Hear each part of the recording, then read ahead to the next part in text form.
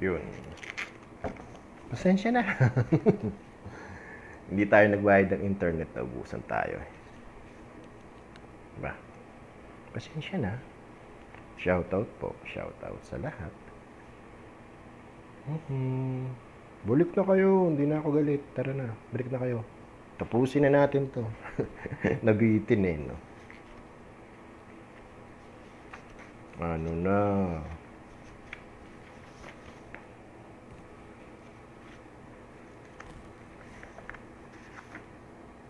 Nagtampo sila yo.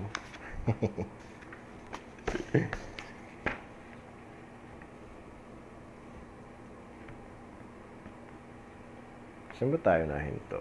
Nahinto tayo doon sa... So, ano nga ba yung huling tanong?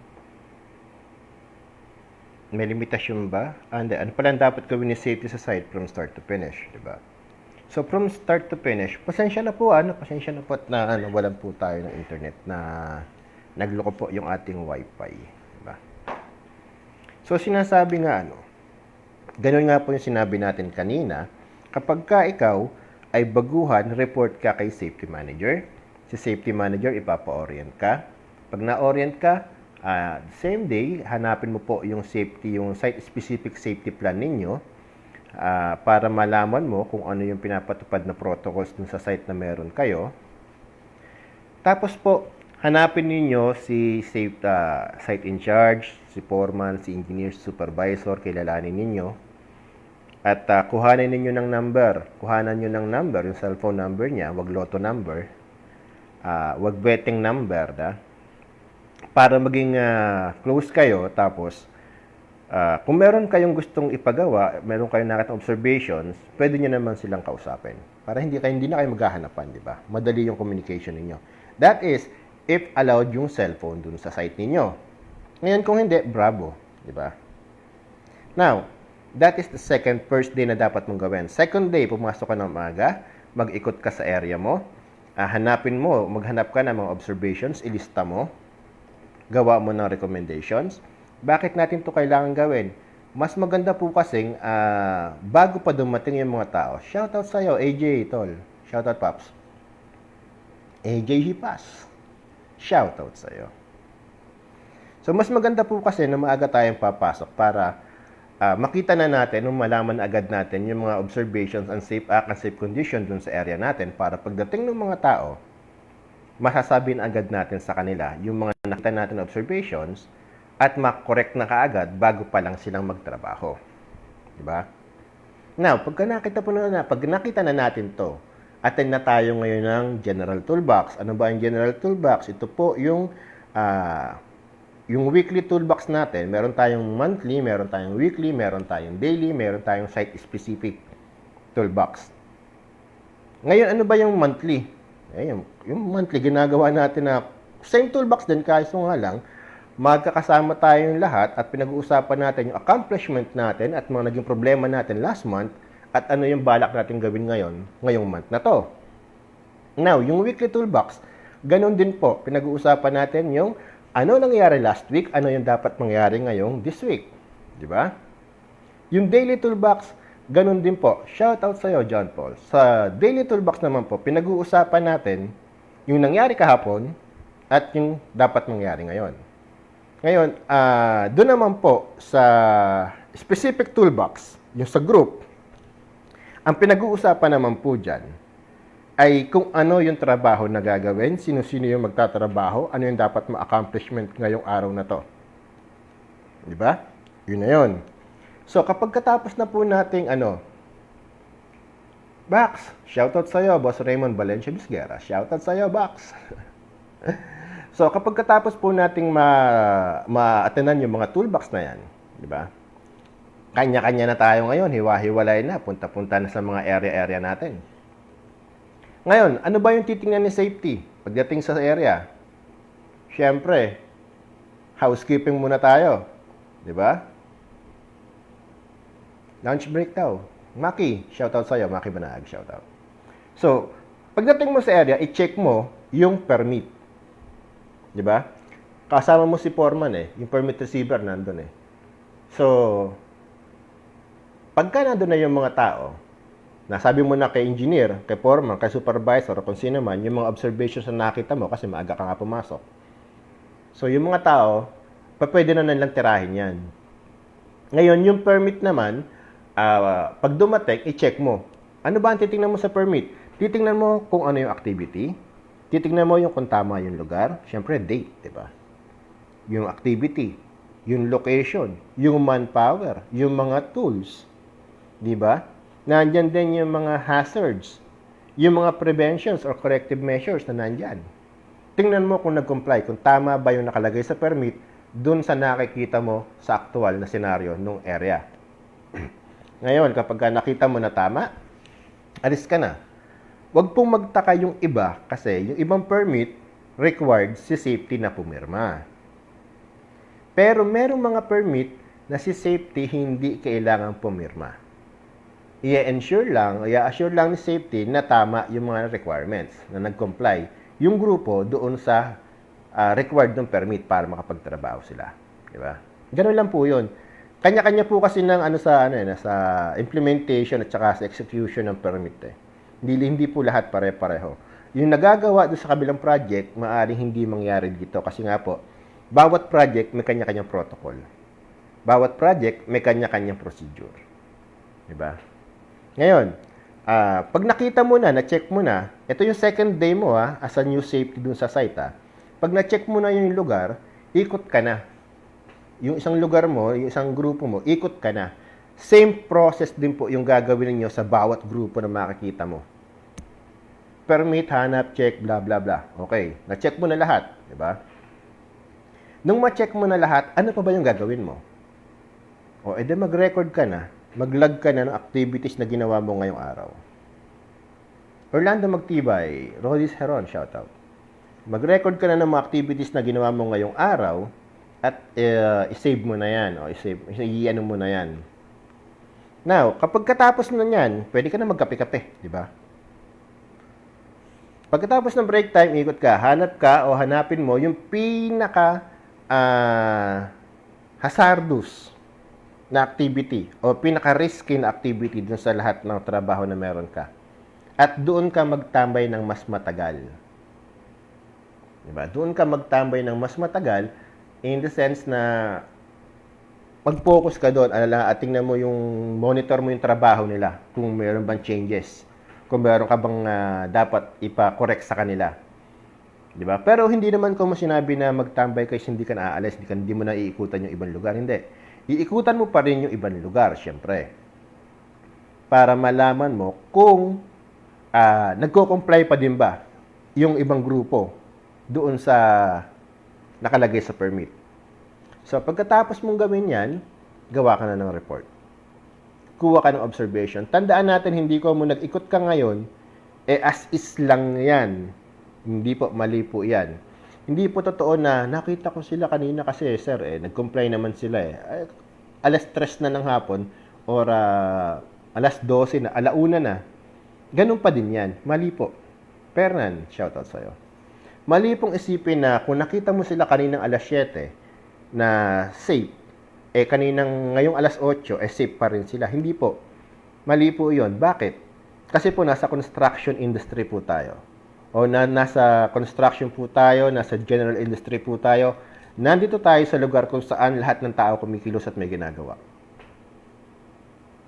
Anytime magkakaroon po ng unsafe condition, unsafe act, magkakaroon ng movement yan. Mababago yung inilagay mo. Hindi po yan rebulto na pag inilagay mo sa gitna, nasa gitna pa rin yan. Umulat umaraw, hindi. Nasa construction ka, pag talikod mo, yung kahoy na nasa kaliwa, napunta na sa gitna. Diba? Paghakbang mo ng isa, yung kahoy na nasa gitna, napunta na doon sa kabilang gilid. Wala na. O baka ipinanggatong na. Diba? So, kaya kailangan po, maging vigilance tayo. Alam natin kung paano gagawin yung trabaho. Pero hindi naman natin sinasabi na kailangan si safety nakababad. Hindi. Hindi natin sinasabi na kailangan oras-oras, minuto binabantay mo yung mga tao. Mali po din yun. Mali po na paasahin yung mga tao na okay lang yan, andyan naman si safety. Kapag kami mali ako, sisitahin ako niyan. Mali po yun. Paano kung wala ka? Tuloy-tuloy lang sila sa paggawa ng unsafe, di ba? Kailangan po kasi yung safety nasa puso ng tao. Hindi sila kumikilos ng ligtas kasi nandun ka. Hindi sila kumikilos ng ligtas kasi kailangan. Hindi sila kumikilos ng ligtas kasi kapag nahuli mo sila, ikakat salary mo sila. Mali po 'yon. Kailangan kumikilos sila ng ligtas kasi gusto nilang maging ligtas. Nasa kanila. Hindi dahil sa iyo, hindi dahil sa protocol, hindi dahil sa procedure, hindi dahil sa standards, hindi dahil sa kung ano paman. Kailangan kumikilos sila ng ligtas kasi gusto nilang maging ligtas, di ba? 'Yun ang paintindi natin sa kanila. So, ano-ano ang dapat gawin ni safety daily, weekly, monthly? So, balik tayo muna dito pala, hindi pa pala tapos. So, doon sa daily natin, yung start to finish na trabaho ni safety, day 2 yan, ano? Pagdating ng lunch break, pagkatapos, kain kayo, pahinga, pagkatapos, ikot ka na uli sa site mo. Check mo kung mayroong movement, kung may pagbabago. Pag walang movement, uwian na. Di ba? Mag-uwian tayo, alas 3 or alas 5. Pare, magandang umaga sa'yo. Welcome back. So, pagdating mo uli sa site, kailangan pa-housekeeping ka. 15 minutes bago mag-knock off time o 15 minutes bago mag-uwian, magpa-stop work na si foreman o si engineer at magpa-housekeeping na tayo. Bakit natin kailangan mag-housekeeping? Maganda po kasing maging habit ang pag-housekeeping bago umuwi. Para, pagpasok mo kinabukasan ng maaga, malinis yung area mo. Hindi na sila maaabala. Diba? Meron kasi tayo tinatawag na before and after na housekeeping. Diba? So, yung before and after natin, bago magtrabaho at pagkatapos magtrabaho, kailangan mag-housekeeping tayo. Maganda po yan. Napakagandang bagay ng housekeeping, mga kasama. So, yun lamang po yung gagawin ninyo, no? Hanggang sa magdire-diretso matapos yung project ninyo. Kung ikaw ay safety officer, kung ikaw ay isang safety officer na may mga superior ka, kasi as a safety officer o site safety officer, yun lang yung trabahos na meron ka. Boss Osayas, magandang araw sa'yo.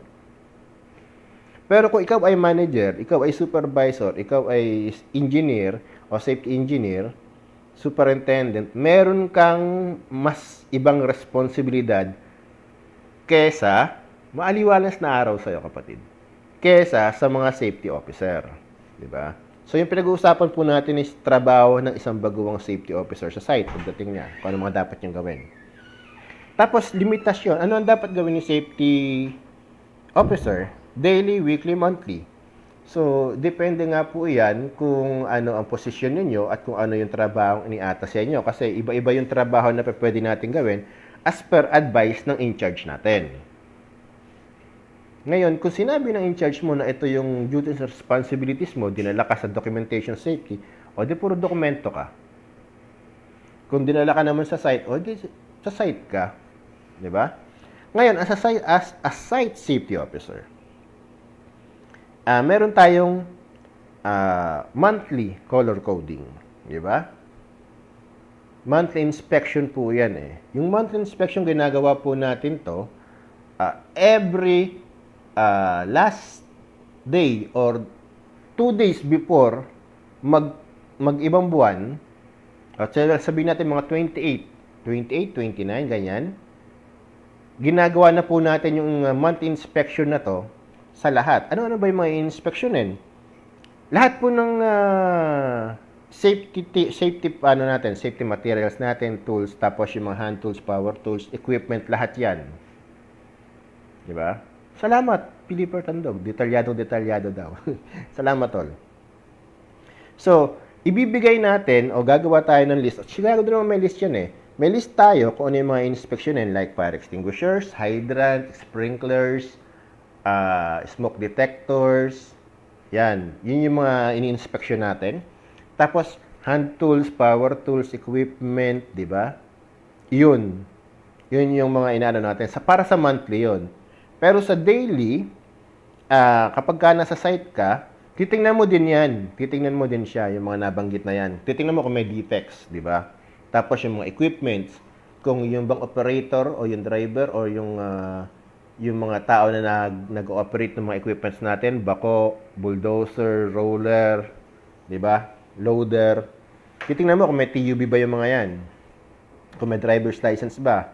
Yung equipment ba niya, may defects ba. Pero hindi naman kung mo sinabi na inspeksyon mo yung sasakyan, ikaw magpapaandar. Hindi po.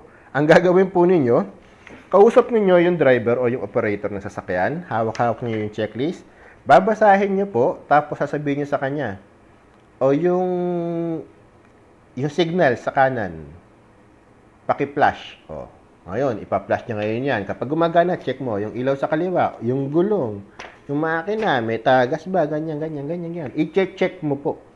Ikaw lang yung taga-check, siya yung taga-physical. Ikaw yung visual inspection, siya yung physical inspection, mag-ano nun.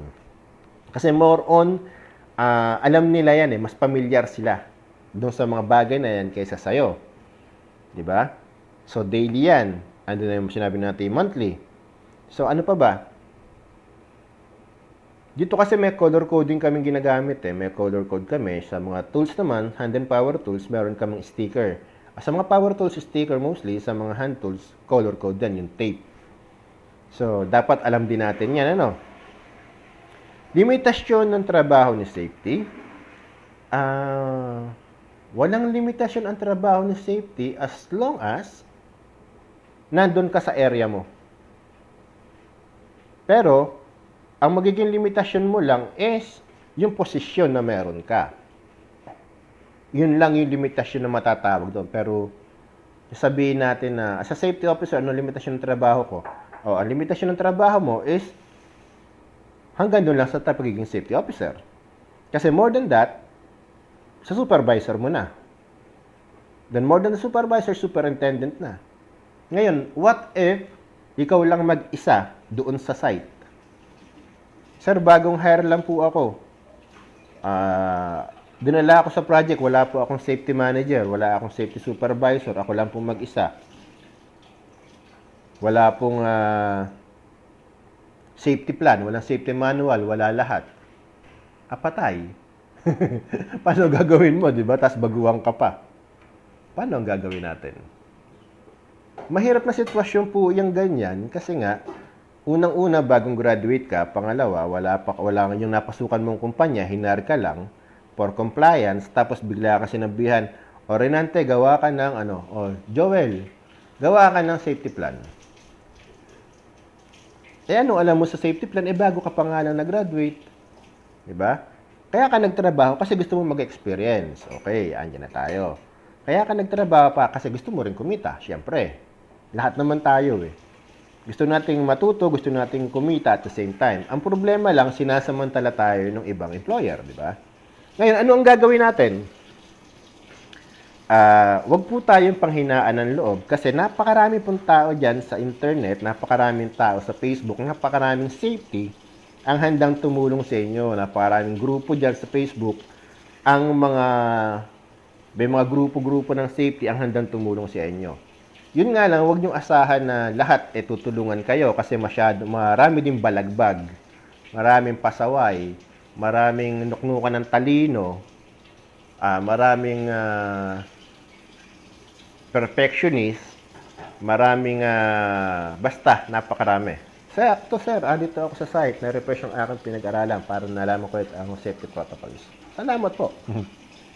So, yun nga, napakarami pong bagay at lugar ang pwede natin puntahan para malaman kung ano ba dapat yung gawin natin. Napakarami pong consultant dyan sa Pilipinas. Napakaraming mahuhusay na practitioner dyan sa Pilipinas.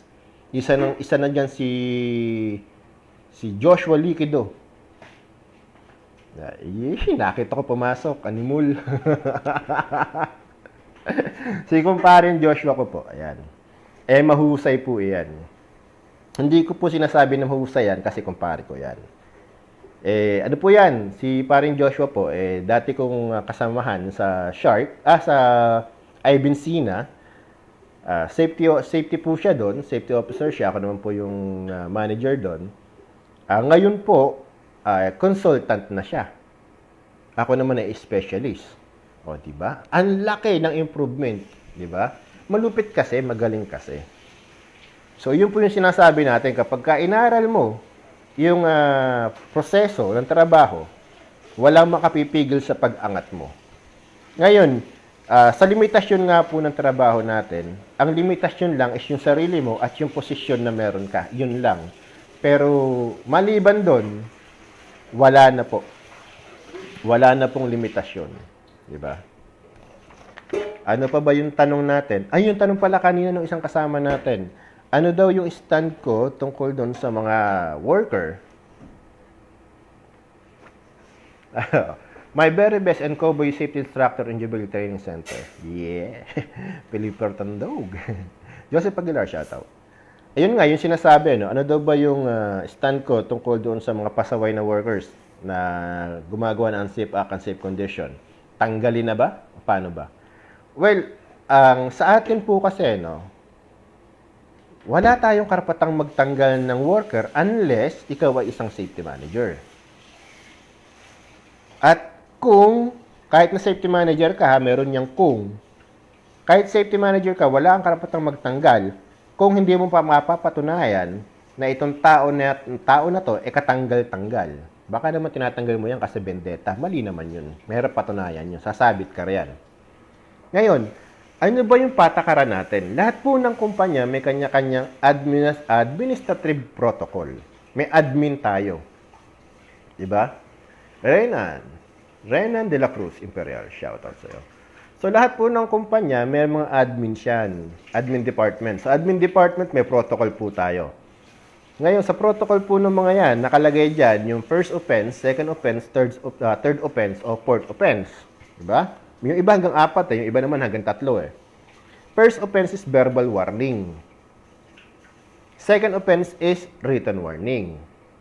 Third offense is suspension. Fourth offense is dismissal. Diba? So, depende po sa protocol yan. Ngayon, ano ang stand ko dito? Ang stand ko dito depende sa klase nung ginawa nung tao. Ngayon, kung ito ay imminent danger talaga, o imminent danger to life and health, o ito tawag na IDLH, di ba?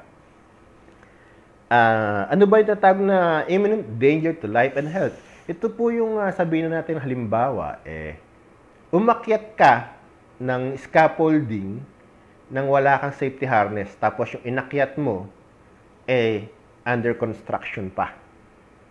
Yung maaari ka talagang ma-aksidente, maaari kang matigok, di ba? Pinakialaman mo yung high voltage wire nang wala kang PPE o nang hindi ka naman na certified, di ba? Nag-hot work ka sa tabi ng mga LPG, di ba? Nag-drive ka ng trailer nang wala ka namang experience mag-drive. Di ba? Pinakialaman mo yung mga makina na mga operator, tinanggal mo yung lotto tag. Yun, di ba yung lock, tinanggal mo. Yan yung mga yon. Ngayon, depende sa grounds, kung talagang kung kaya mong i-justify, yung ginawa niya is ganon, grave talaga, grave misconduct, pwede mo siyang ma-terminate sa unang offense pa lang. Siyempre, di ba, kasama, Yvonne, shoutout sa'yo. Kasama yung justifications mo kung bakit mo siya ipapa-terminate. Pero kung mga minor offense lang, like kunyari, hindi siya nagsuot ng PPE, matigas ang ulo, sumagot sa'yo, hindi natin masasabi na dapat i-terminate na kaagad. At isa pa po, wala po tayong karapatang mag-terminate unless ikaw ay safety manager. Safety manager, may kakayahan yan. Kung kaya niya i-justify, tanggal ka. Pero, kung ikaw naman ay safety officer, safety supervisor, superintendent, ang kaya mo lamang gawin ay magbigay ng justifications at recommendations sa HR kung ano yung pwede nilang gawin. Based doon sa procedure o sa protocol na meron sila. Diba? Yun lamang po. Huwag po natin isipin na kung tayo ay safety, may kapangyarihan, may kakayahan tayo na magpatanggal ng tao. Wala po. Ang meron lamang po tayong kakayahan ay magbigay ng rekomendasyon sa iba't ibang klase o sa iba't ibang departamento para mas magawa yung trabaho nila. So, malinaw tayo doon, ano? So, yun.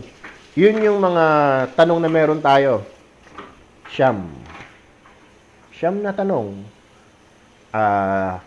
Sinagot natin ngayon. Kung meron kayong mga tanong dyan, wag po kayong mahiya. Shoutout po kay Marites Cuento Flamino. Shoutout po, ma'am. Magandang morning po sa inyo. Huwag po kayong mahiya kung meron kayong mga tanong dyan, sagutin po natin kapag kaalam natin.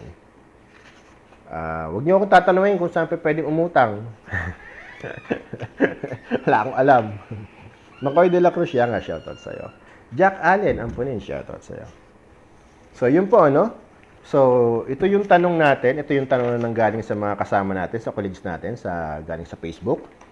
So, meron naman tayong tanong dito.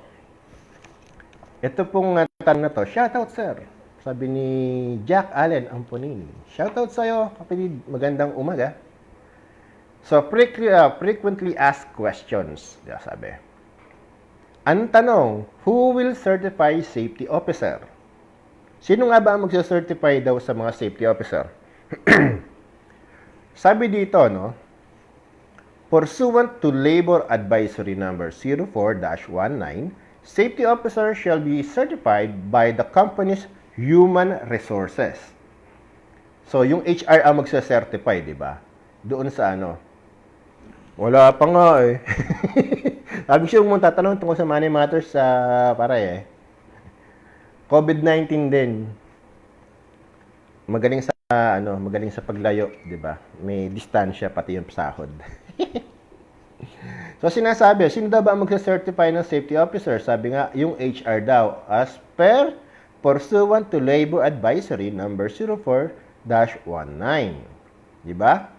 Ito ay inapprove under Section 14 of DO 198-18, which includes completion of the prescribed training on OSH and the required minimum years of experience in OSH as applicable.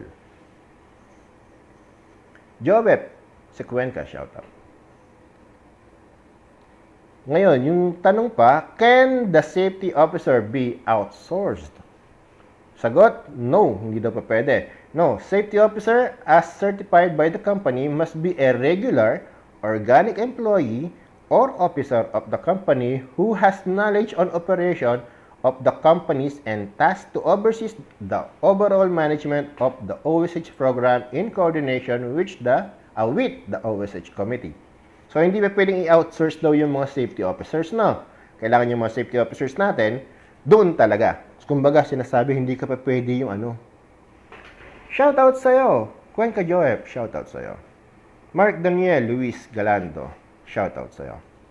So, hindi pa pwede yung part-time, ganun ba yun? Outsource no? So, kailangan daw yung safety officer, regular, na nagtatrabaho doon sa kumpanya, hindi pwede yung part-time. O bakit ang daming part-time? Diba? Ang daming lumalabas na part-time. Bawal pala yan, mga kapatid, no?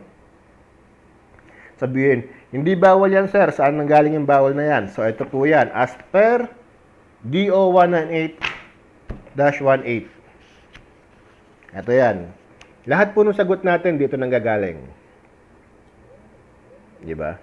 Sa DO. Department Order 198, Series of 2018. Ayan. Dito po nanggagaling yung mga sagot natin doon sa mga tanong. So, sinasabi din, can the safety officer perform other tasks or multitasking? Eto na po ang problema natin. Yung safety officer ba ay pwedeng gumawa ng ibang trabaho o mag-multitasking? Pwede o hindi? Nolan Paul Idorot, shoutout sa'yo. Ano? Pwede bang magtrabaho si safety ng multitask? Safety ka na, fire watcher ka pa? Safety ka na, timekeeper ka pa?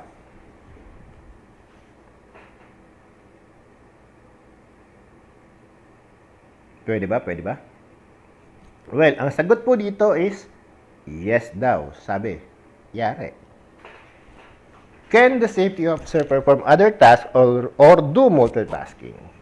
Sagot is yes.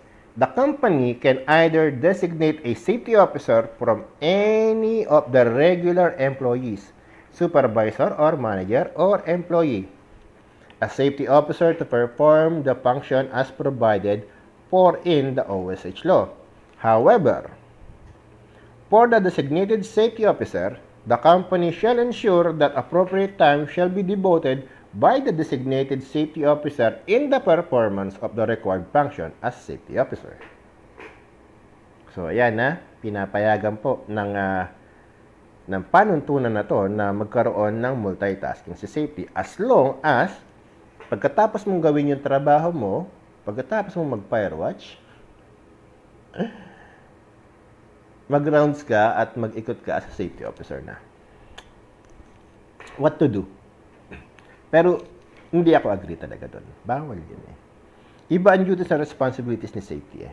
Pero sabi nga, that's how it goes. So, question, how to determine the number and type level of safety officers required for a company? How to determine the number and the type level of safety officers / required for a company? So, sagot, the required number and type of or level of safety officers, sample is SO1, SO2, SO3, SO4, shall be based on the number of workers and the company's risk category. Kung low risk, medium risk, high risk.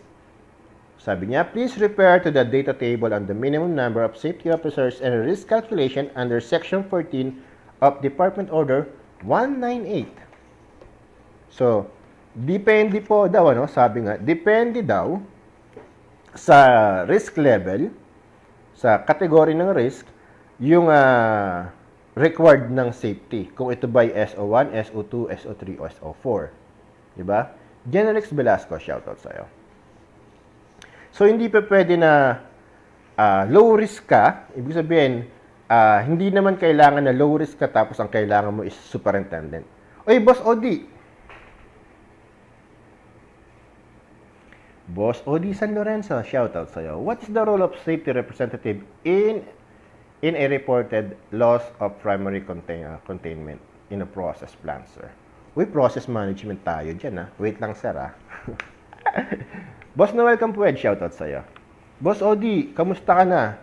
Ay, mga kasama, si Boss Odi San Lorenzo po ay isa sa pinakamahusay na safety na nakilala ko. Boss Odi, kamusta na yung ating training center? Shoutout sa ating mga kasama dyan.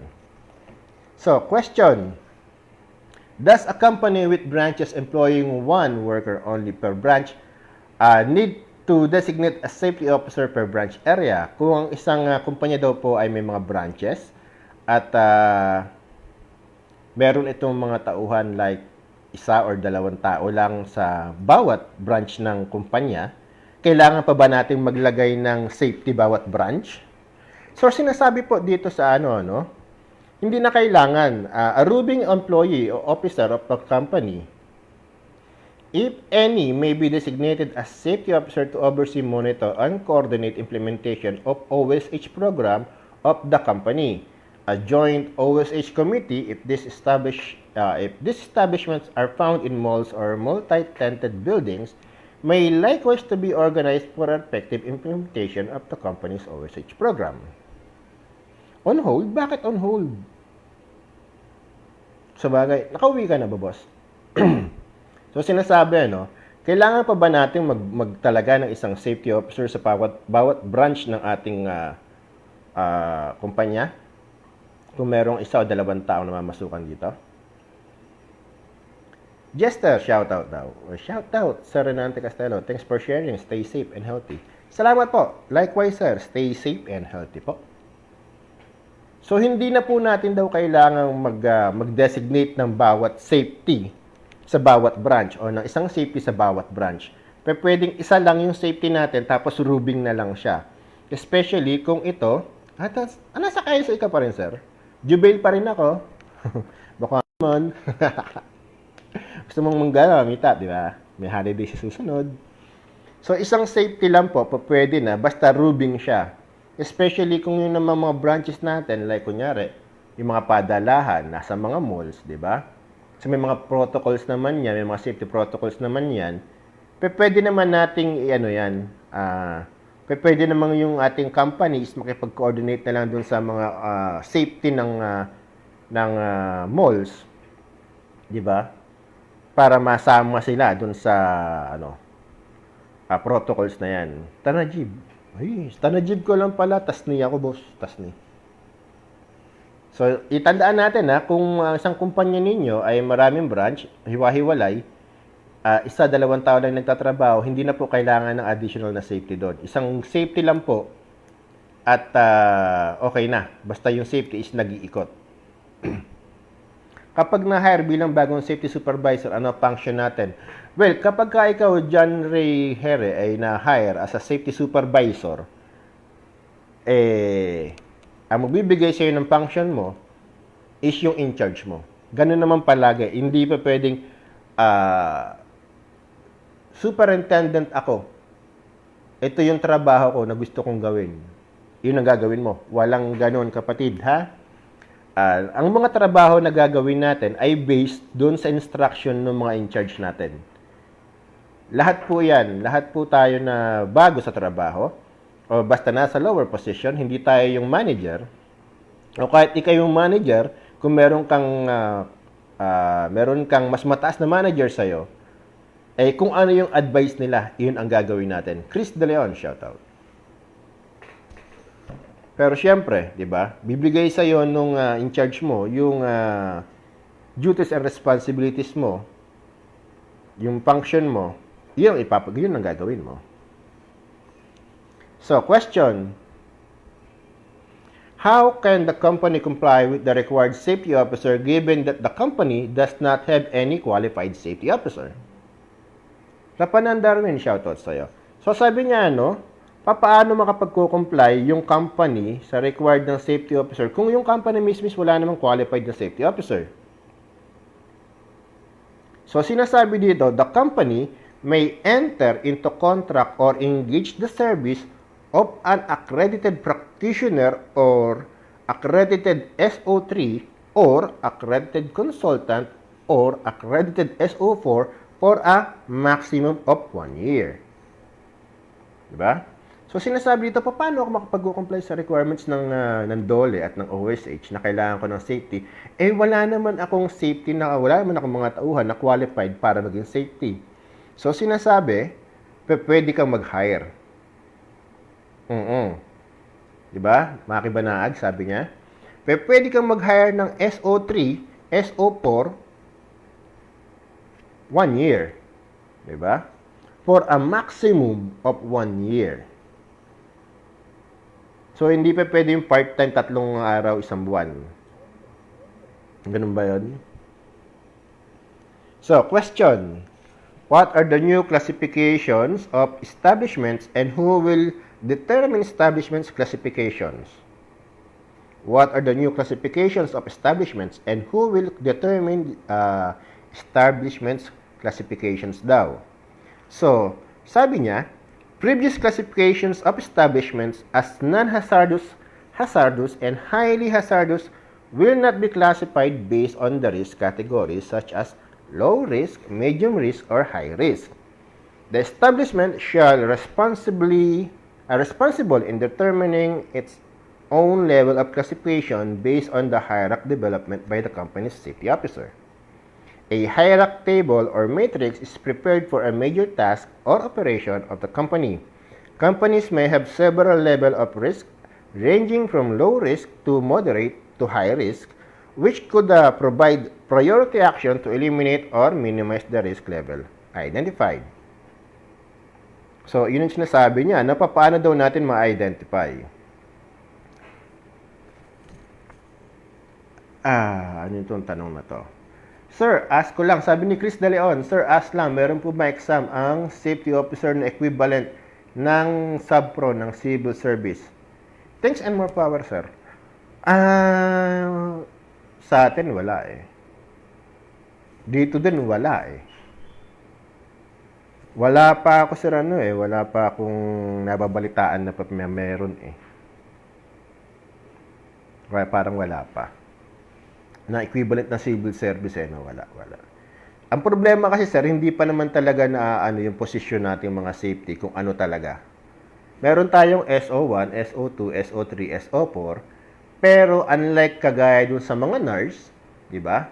Sa mga engineer, sa mga teachers, sa mga meron talaga sila na sabi nga kurso. 'Di ba? Kaya pa sa civil service eh.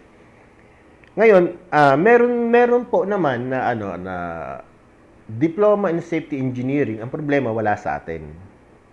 Wala tayong safety engineering course sa Pilipinas.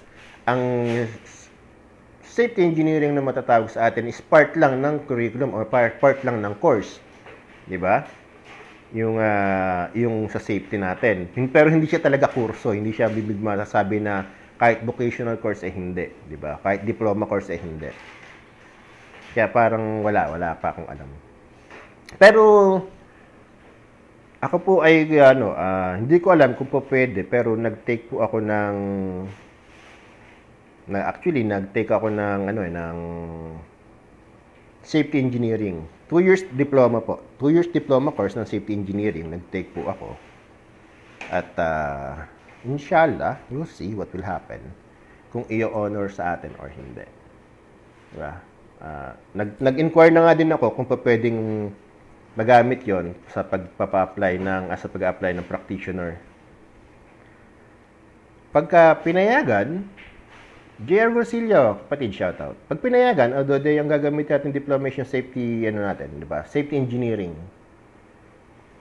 2 years diploma course po siya, yung safety engineering na yon. Pag pinayagan tayo at pag natapos natin at nakagraduate at pinayagan tayong gamitin yun para sa practitioner, so, mas maganda, di ba? Sa question, tanong ulit tayo, no? Saan na ba tayo? Question, for a clinic to be established in the workplace, how many clinic beds are required? Ilan daw ba yung clinic beds na required sa mga clinic beds natin sa site? So, sinasabi, the company may be allowed to maintain a maximum of 2 clinic beds on sites with corresponding measures in attending to the health coordinator of the patients. A maximum of 1 to 2 hours stay of the patients in the clinic may be observed, and the company must ensure that patients are properly attended and should be sent immediately to the nearest hospital as necessary or be sent home upon clearance. Diba? So, 2 beds daw, no? 2 beds yung maximum natin na pinapayagan sa clinic.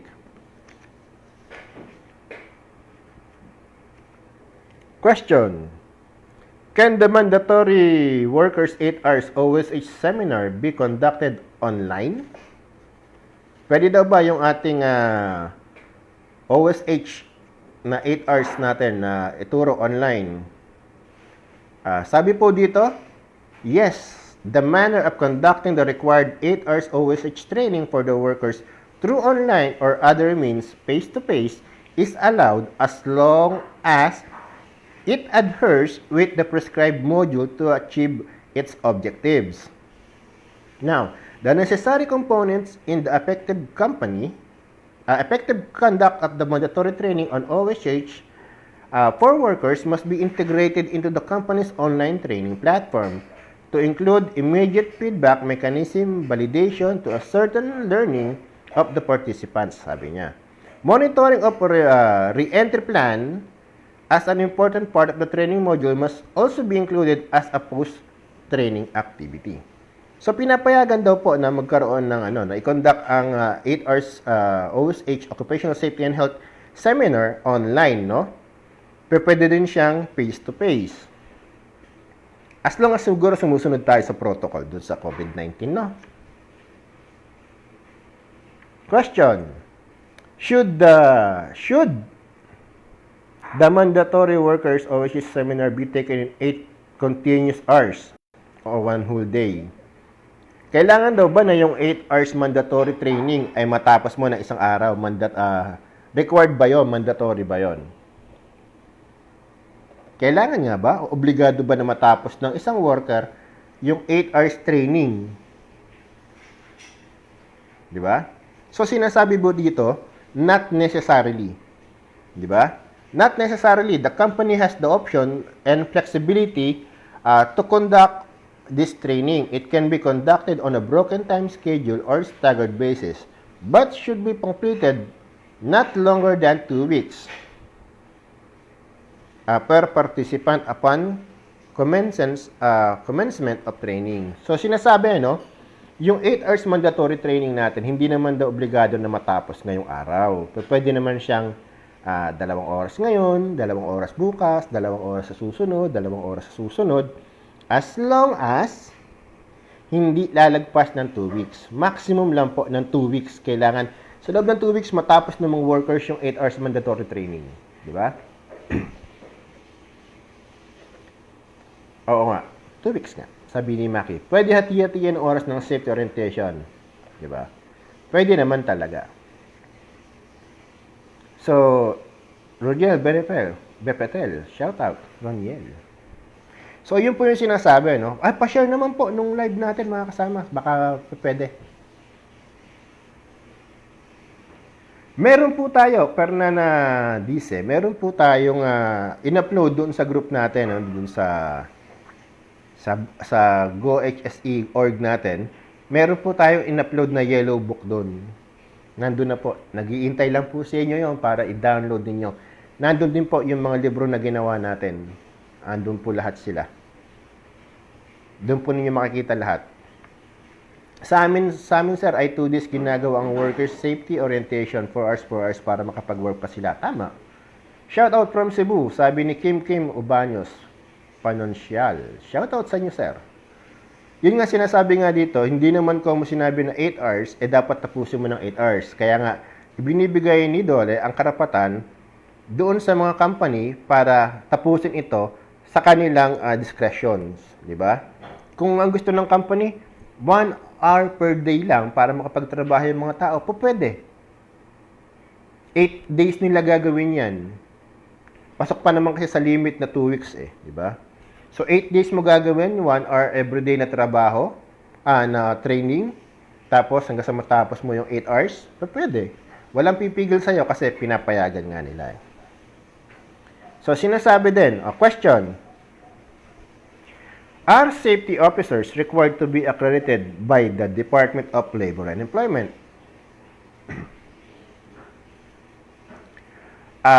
Fernan, nasa bahay kasi ako, wala ako sa kaya wala akong laptop ba, naka-cellphone lang ako. Nandoon sa natin kapatid, sa group GoHSE org, Global Occupational Health, Safety, Security and Environmental Organization.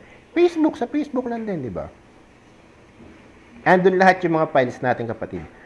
Mga babasahin, yung mga libro na ginawa natin, yung yellow book, lahat nandun. Ang dami pa doon, mga makikita mo mga babasahin. So, sinasabi, yung safety officer daw ba is required to be accredited by Department of Labor and Employment? Sinasabi, no.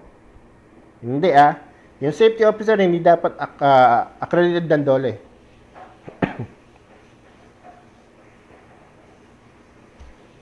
Sabi niya, no, accreditation is required for OSH personnel working in any establishment or workplace.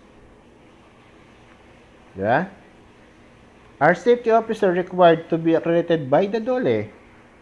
Sabi, no accreditation is required for occupational safety and health personnel working in any establishment or workplace.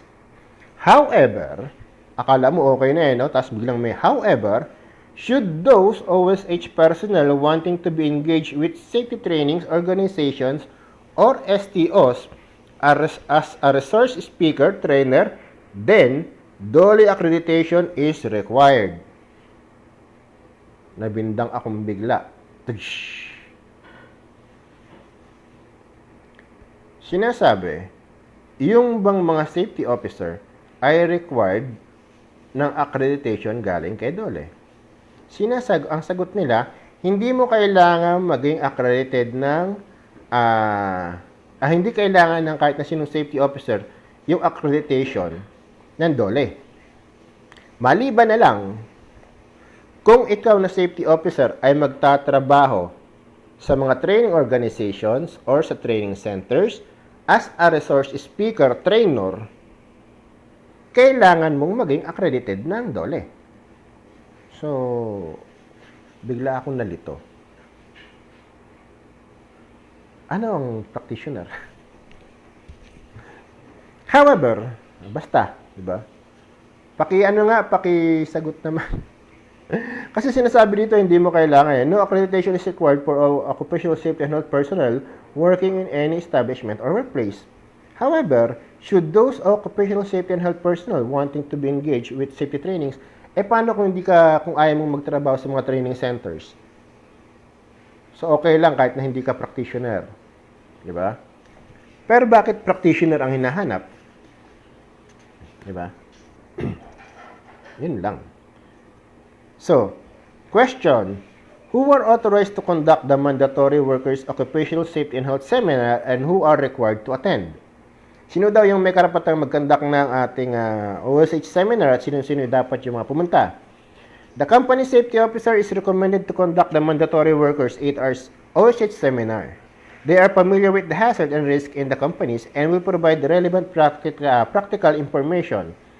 They shall also provide the company policy on OSH that workers should know and follow. However, companies may also engage the service of any accredited SO3 or SO4, accredited practitioner or consultant using the prescribed module. All workers are required to undergo the mandatory workers OSH seminar, which shall be jointly participated by workers and employees or employer. A certificate of attendance to the workers OSH seminar attendance sheets, and other documents as proof of compliance shall be presented during conduct of inspection for validation. So, sinasabi po, sino daw ba yung may karapatang mag-conduct ng training, yung 8 hours mandatory training? Sinasabi, yung safety officer natin, may karapatan siyang mag-conduct ng 8 hours mandatory training. Now, pwede rin naman yung company, kung gusto lang nila, pwede silang mag-hire ng practitioner or consultant para mag-conduct ng training na to. Diba? So, kung ayaw ng company at kung nagtitipid siya, pwede na si safety officer lang ang magturo. Pero kailangan si safety officer, parang awa mo naman, kailangan well-experienced ka. Alam mo yung pagsasabi mo, alam mo yung hazard, yung preventions, yung precautions, alam mo yung pagkakaiba ng corrections sa corrective actions, di ba? Para at least safe naman yung mga tao. Question, is there a required timeline in the conduct of mandatory workers OSH seminar? Sagot, although the law and the IRR does not specify a defined time period from the conduct of OSH seminar, it is highly recommended that the company conduct this as soon as possible. Assistance in the development of prescribed modules may be provided by Department of Labor and Employment. Sinasabi, may timeline ba, may time frame ba yung pagkakandak ng mandatory 8 hours na yan? Sabi dun sa sagot, wala daw timeline. Kahit wala sinasabi yung IRR, na specific time frame kung kailan dapat i-conduct, mas maganda pa rin na as early as possible maturuan natin o mabigyan natin ng 8 hours mandatory training yung mga workers natin. Kasi ang sinasabi lang naman dito is yung ating 8 hours mandatory training, pwede mo siyang gawing staggered, maximum of 2 weeks. Kailangan within 2 weeks na training mo na sila. Di ba? Pero hindi naman, wala kasing nakalagay kung kailan mo dapat gawin, kailan ka dapat mag-start. Walang specific date. So, pero sinasabi niya, kahit walang specific date, ina-advise niya, mas early as possible, mas maganda, di ba?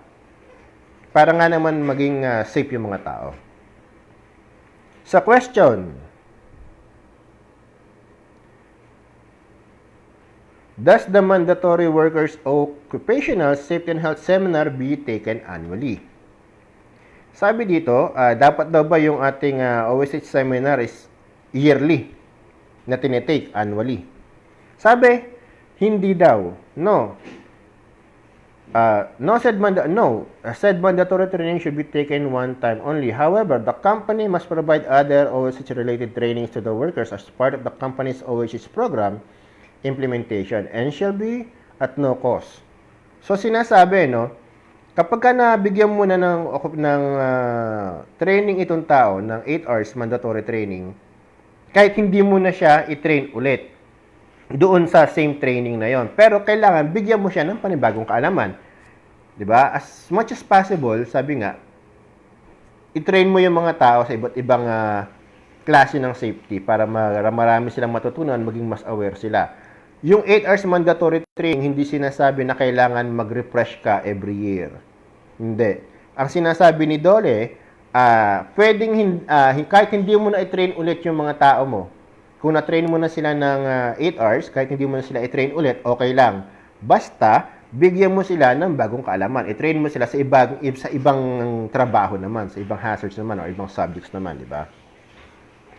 Department of Labor and Employment, Department Order 198 required quarterly reorientation for high-risk activities, and reorientation should also follow after changes in operation and production.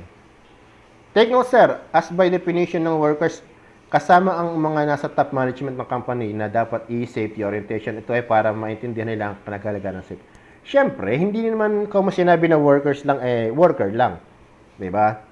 Pag sinabi na workers, ito yung lahat. To, kasi hindi naman pwede na ikaw lang o yung worker lang ititrain mo. Hindi. Management kasama dyan. From top to bottom yan. Kapag nagpa-implement ka ng ng isang procedures, ng procedure, ang protocol, hindi pa pwedeng selective. Yun yung sinasabi natin. Hindi pa pwedeng ang implementations is selective lang. Ngayon kasi, bakit hindi pa pwedeng selective? Kung ito lang yung mga workers lang yung nasa labas. So, sila lang ang kailangan may alam ng evacuation plan. Diba? So, yung mga managers, yung supervisors, yung engineers, yung mga office worker natin, hindi na nila kailangan maging aware sa evacuation procedures, sa emergency procedures, evacuation plan. Hindi pa pwede yon. Lahat yan. Kaya nga, kung magkakaroon tayo ng protocol, ng procedures, ng norms, kailangan para sa lahat, hindi selective. Diba? Pag selective enforcement, huwag ka na lang magpatupad. May mga madidisgrasya lang kapag kaganon. Intende, shoutout sa'yo. Wilson De Leon, shoutout po. So, sinasabi, hindi mo daw kailangang ituro yung 8 hours annually. Pero, ang nire-required ni Dole, meron tayong quarterly orientation. Reorientation every quarter, every 3 months. Kailangan may reorientation tayo, especially kapag high risk yung activities natin. Diba?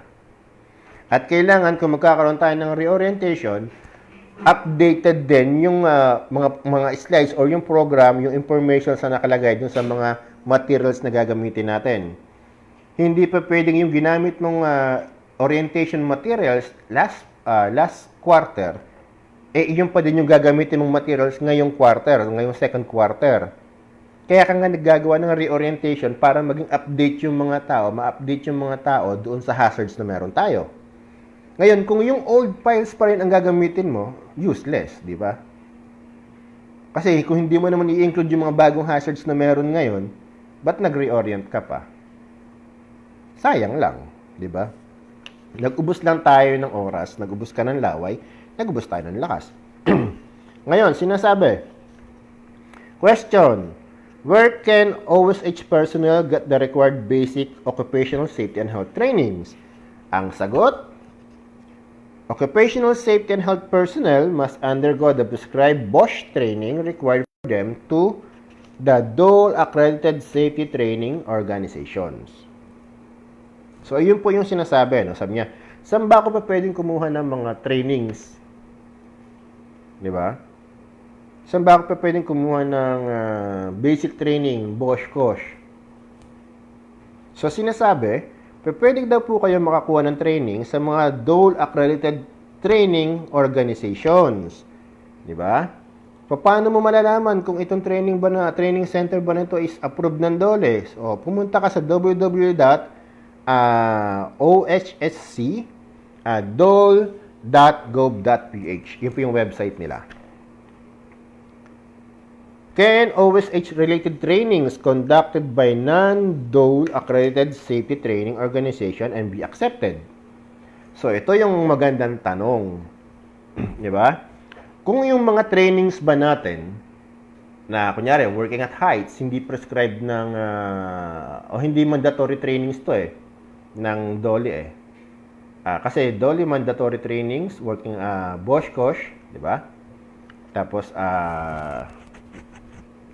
scaffolding yata, tsaka crane, basta meron tayong list nun So, kung yung mga working at heights, excavation, confined space, Estrella Atienza, shoutout sa'yo.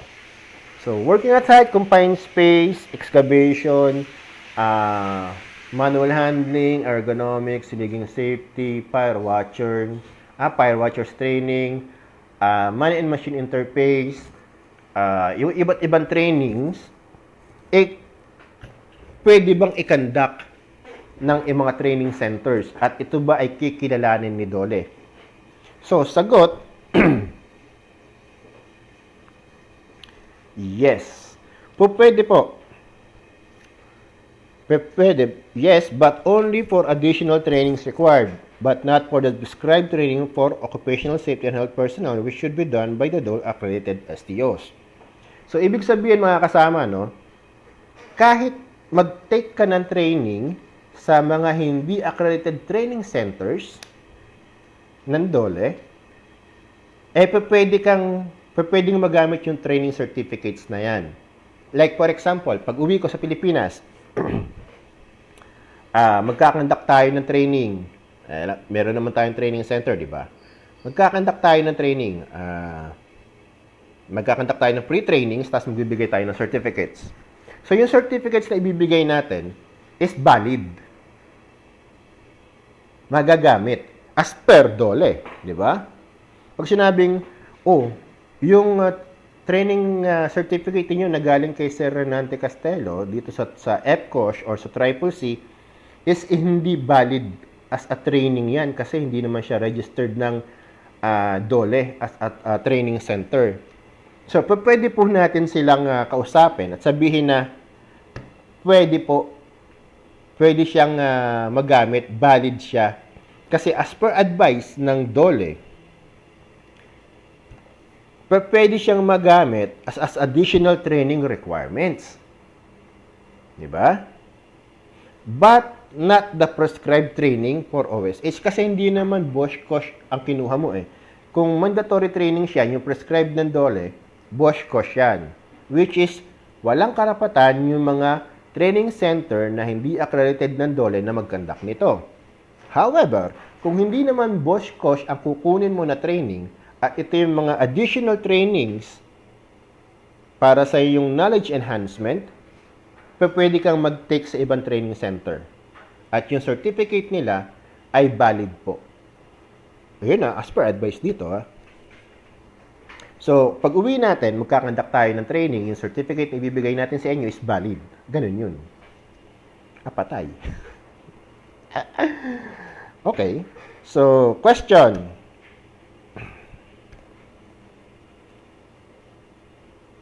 Can OSH-related trainings conducted by non-DOLE accredited state training organization be accepted? So, ito nga pala yung kanina. Can any company with MOA with the nearest hospital still be required to provide medical clinic first aid treatment room in the workplace?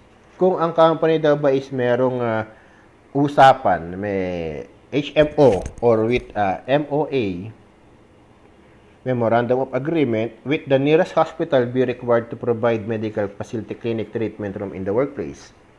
Sagot po, kung ang tanong kung yung company ba ninyo ay meron ng kontrata sa isang clinic o sa isang ospital, required pa ba na kayo ay magtayo ng isang clinic diyan sa lugar ninyo? So, sinasabi po dito, as per Section 15 of Department Order 198-18, states that every employer covered by this rule shall provide his or her workers medical services and facilities and shall not be an excuse by employer from maintaining in his or her workplace a first aid treatment room with clinic for workers. Diba? So, kailangan daw, yes ang sagot natin dyan mga kasama, kahit na ikaw ay mayroong kontrata, kung ang kumpanya ninyo ay may kontrata na, may usapan na kayo sa clinic o sa ospital na malapit sa inyo, obligado pa rin na magkaroon kayo ng clinic para sa first aid. Thus, medical clinic or first aid treatment room with the workplace is required together with the required occupational health personnel and facilities. MOA with the nearest hospitals is only applied in lieu to the required hospital or dental clinic in the workplace employing more than 1,000 workers. Wherein the hospital or dental clinic is located not more than 5 kilometers away from the workplace and accessible in more than 25 minutes travel time. The agreement with the hospital shall cover the treatment of workers in cases of emergency. Likewise, sinasabi, having an HMO or MOA is not an equivalency replacement also for the required of OSH personnel at site. So, ibig sabihin, hindi ka mo may usapan na kayo ng ospital o ng clinic, hindi ka na maglalagay ng first aid facilities mo dyan sa site mo at hindi ka na maglalagay ng nurse mo. Kailangan mo pa rin maglagay ng clinic at first aider at ng clinic mo dyan. Di ba? Said, shoutout sa'yo. So, sinasabi, ang tanong natin, can the occupational health nurse or safety officer be designated as first aider? Ito yung marami akong nakikita na, na tanong dun sa Facebook, sa iba't ibang group. Kung si safety daw ba, pwedeng maging first aider. O kailangan daw ba na si safety, ito mo yung first aider. Si safety daw, safety na, tapos first aider pa. Bakit daw isa lang ang sahod? Well, mga kasama, mandatory or normal po na si safety ito mata yung first aider sa mga project. Lahat po kami ng mga safety, especially dito sa abroad, may mga first aid training po kami. May CPR kami, may BLS kami, lahat po meron kami. Bakit? Kasi po, baka po nakakalimutan natin, tayo po ay Occupational Safety and Health Environment Officer o Compliance Officer. OHSSE Compliance Officer po tayo. Kasama ang health, kasama ang environment, kasama ang occupation, yung trabaho, di ba? Kasama ang safety, yan po ang trabaho natin. Kaya po, pwede para sa kalinawan. Can an occupational nurse or safety officer be designated as first aider? Ang sagot po, yes. Occupational nurse or safety officer may be designated as first aider as long as he or she has first aid certificate issued by the Philippine Red Cross. Diba? And other organization recognized by DOLE like Department of Health, Bureau of Fire, and Technical TESDA. So, sinasabi dito, si safety officer or si occupational health nurse natin, pwedeng tumayong first aider as long as meron kang first aid training certificate na nanggaling sa Red Cross, sa PRC, nanggaling sa DOLE, nanggaling sa DOH, nanggaling sa BFP, at nanggaling sa TESDA. Yes, safety officer can be a first aider, di ba? So, pwede po, Kaya wag tayong malito. Ako lang to. Wag kayong malito, Ako lang to. Pwede tayong maging first aider. So, is OSH committee required for company with less than 10 employees? Yung OSH committee daw ba is required pa rin sa mga kumpanya na merong 10 tao o less than 10 employees, 10 manggagawa. Sabi po ni OSH, yes. Occupational Safety and Health Committee is required for all covered workplace to ensure that the safety and health program is observed and enforced as per Section 13 of Department Order 198 provides Enclosure A. For establishment with less than 10 workers and low risk establishment with 10 or 50 workers, a SO1 shall establish an Occupational Safety and Health Committee composed of the following. Sino-sino yung member ng ating safety committee? So, chairperson, company owner o yung manager, siya yung chairperson. The secretary, si safety officer of the workplace who may also be the owner, manager, or his designated representative. At yung member, yung worker. Diba? Kahit 10 lang kayo or less than 10 kayo, kailangan nyo pa rin ang safety committee. So, tatanungin natin, saan sir nanggaling yung mga pinagsasagot mo dun sa mga tanong? Dito po siya nanggaling, dito po siya kinuha. Yan. Ito po ay Department Order Number 198, Series of 2018, Implementing Rules and Regulations of Republic Act Number 11058, entitled An Act Strengthening Compliance with Occupational Safety and Health Standards and Providing Penalties for Violation thereof. Pursuant to Section 32 of Republic Act Number 11058, or an Act Strengthening, yun nga siya. So, dito po siya nanggaling, yung mga sagot po dun sa tanong. So, pasensya na po ulit, no, dun sa kanina. Ito na po is part 2. Yung part 1 po natin kasi kanina naputol na walang po tayo ng internet. Pa-share na lang po ng mga live natin at para maraming makapanood. Kung meron po kayong mga katanungan, wag po kayo mahihiyang magsabi, wag po kayo mahihiyang magtanong. Mag-message naman po kayo sa akin o dun sa ating mga group at sasagutin po natin yung mga tanong ninyo. Mag-isip na rin po kayo ng mga itatanong ninyo hanggat kaya natin sagutin, sasagutin natin. Ito po yung ating mga ginawang mga libro, no? Ayan. So, ito po ay yung sa Mason. Mamaya ipapaliwanag ko kasi ito isa-isa, may nanghihingi ng ano eh. Ito po yung sa confined space. Ito po yung specific PPE. Yan. Ito naman po yung safety representative natin. Ito yung construction hazards. Ito yung shutdown hazards natin. Specifically lang to intended sa mga nasa shutdown. Ito yung train the trainers natin. Ito yung ating building construction. Yung book of questions. Ito pong book of questions na to, puro questions lang talaga siya. So, yun. Papaliwanag ko kasi isa-isa mamaya yung nilalaman nito eh. Kaya, yun. So, mga kasama, no, hanggang dito na lang. At maraming salamat po sa inyo. Kung meron kayong mga katanungan, meron kayong suggestions, meron kayong comments, kahit mga wild reactions, huwag kayong mahiya. I-message nyo lang po ako. I-comment nyo lang. Tapos, pasuyo na lang po. Yung mga hindi pa nakapollow sa atin sa YouTube natin, pa-follow na lang po ako. Pa-support, mga kasama, kung pa pwede lang. At ito po, si Kasamang Renante, no? Nag-iwan sa inyo ng isang maganda at ligtas na araw. Message nyo naman po ako kung meron kayong katanungan, meron kayong gustong matutunan, magpapaturo kayo, magpapamentor kayo. Open naman po ako dyan. So, paano po? Maraming salamat at ingat po tayong lahat.